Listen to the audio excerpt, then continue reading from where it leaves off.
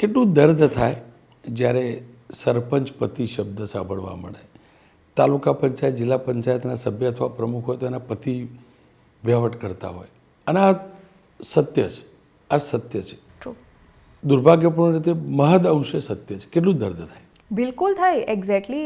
અને થવું જોઈએ કે ઘણી વખત પોલિટિકલ સર્કમસ્ટન્સીસ ઊભી થઈ જતી હોય કે આપણે એ ડિરેક્શનમાં વિચારતા હોઈએ, પણ મને એવું લાગે છે કે ચલો એક વખત કોઈ મહિલા અનામત છે, એમના ઘરના જે છે, એમના ભાઈ હોય, એમના પતિ હોય કે એમના પિતા હોય, એ સારા કાર્યકર્તા રહી શક્યા હોય, પણ કોઈને કોઈ સંજોગો અવસાત એમને ટિકિટ ના મળી હોય અથવા તો એમને ઓપોર્ચ્યુનિટી ના મળી હોય ને એમના બદલે એમના ઘરના ફિમેલ મેમ્બર્સને ઓપોર્ચ્યુનિટી મળી હોય. ઘણા એવા દાખલા રોનકભાઈ હું આપને આપી શકું કે બહેનો ટ્રેન થયા છે, એમને રિસ્પોન્સિબિલિટી મળી. ઇવન વિધાનસભામાં પણ અમારા બહેનો, ઘણા એવા બહેનો છે, અને મેં વાત એ સાંભળી છે કે બેન અમારી તો વિચારે નહોતું, દૂર દૂર સુધી કલ્પના નહોતી કે અમને મળશે. અમારા હસબન્ડ એટલા કાર્યકર્તા તરીકે મજબૂત હતા, પણ કોઈને કોઈ સંજોગના હિસાબે એમને ના મળી શક્યું ને અમને તક આપી. They are doing good.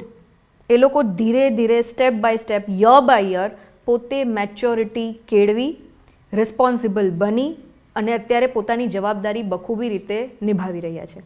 પણ અગેન કે એક્સેપ્ટન્સ અને એક મોટિવેશન કે ભાઈ બહેનોને ચલો તક મળી જ છે તો હવે એમને ફૂલ ફ્લેજથી જવાબદારી નિભાવવા દઈએ, એ માનસિકતા કેળવવી પડે.